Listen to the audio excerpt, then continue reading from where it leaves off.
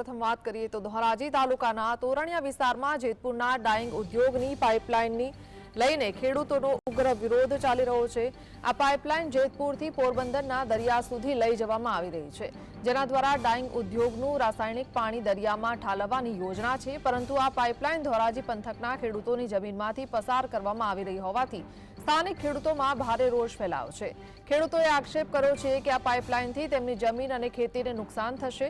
તેમનું કહેવું છે કે જેતપુરના ડાઇંગ ઉદ્યોગે પહેલાથી જ ઉબેન ડેમને રાસાયણિક પ્રદૂષણથી બરબાદ કરી નાખ્યું છે અને હવે ખેડૂતોની જમીનોનો વારો આવ્યો છે। જ્યારે જેસીબી સહિતના મશીનો ખેતરોમાં પાઇપલાઇન નાખવા પહોંચ્યા ત્યારે ખેડૂતોએ તેનો સખત વિરોધ કર્યો। મહિલાઓએ તો જેસીબીના પાવડામાં બેસીને કામગીરી રોકવાનો પ્રયાસ કર્યો।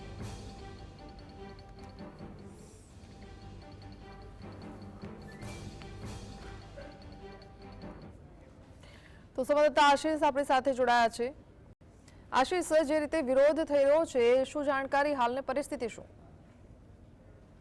ચોક્કસથી જણાવી દઉં કે જેટલી ઉદ્યોગનો જે ડાઇંગ નો જે પાણી છે તે સરકારી પ્રોજેક્ટ છે તે ચાલી રહ્યો છે અને સરકારી પ્રોજેક્ટ મારફતે તે ડાઇંગ ઉદ્યોગનું પાણી છે તે પોરબંદર દરિયામાં ઠાલવનાર આવનાર છે। ત્યારે હજુ તો જ્યારે પોરબંદર સુધી નથી પહોંચ્યો એ પહેલા ધોરાજી પંથકના ધોરાજી તાલુકાના ગામડાઓમાં છે તે વિરોધનો વંટોળ શરૂ થયો છે અને આ વિરોધના વંટોળના કારણે આજે ખેડૂતોએ છે તે આક્ષેપો કર્યા હતા અને સાથે ઉગ્ર વિરોધ નોંધાવ્યો હતો। જેતપુર ધોરાજી તાલુકાના તોરણિયા ગામે છે તે ઉગ્ર ખેડૂતોએ વિરોધ નોંધાવ્યો હતો। પોતાની જમીનમાંથી આજે પસાર કરવામાં આવનાર પાઇપલાઇન છે તે પાઇપલાઇનનો વિરોધ કરવામાં આવ્યો હતો। સાથે એવા આક્ષેપો પણ કર્યા હતા કે જ્યારે ઉબેણ નદી છે તેમાં જે પ્રદૂષિત પાણી છે આ પ્રદૂષિત પાણીના કારણે ખેડૂતો છે તે પાયમાલ બની ચૂક્યા છે। આ સાથે હવે નવો જે છે તે ધ્યેય ચાલુ કરવામાં આવ્યો છે અને આ નવા આ પાઇપલાઇનના જે પ્રોજેક્ટના કારણે છે તે ખેડૂતો મુશ્કેલીનો સામનો કરશે તે 100% ચોક્કસપણે માનવામાં આવી રહ્યું છે। એટલે ખેડૂતો તેમનો ઉગ્ર વિરોધ નોંધાવી રહ્યા છે અને સાથે એવું પણ જણાવી રહ્યા છે કે જે ડાઇંગ ઉદ્યોગનું પાણી અહીંથી પાઇપલાઇન પસાર કરવામાં આવે છે તેમાં અમારો વિરોધ છે અને આ જે પાઇપલાઇન પસાર કરશે તો આગામી સમયમાં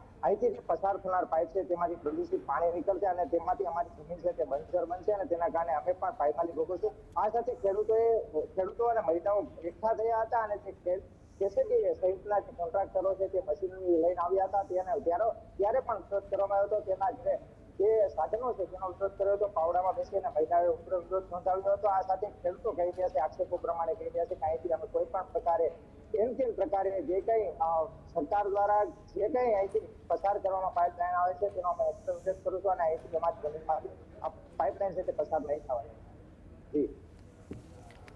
જી બિલકુલ આશીષ।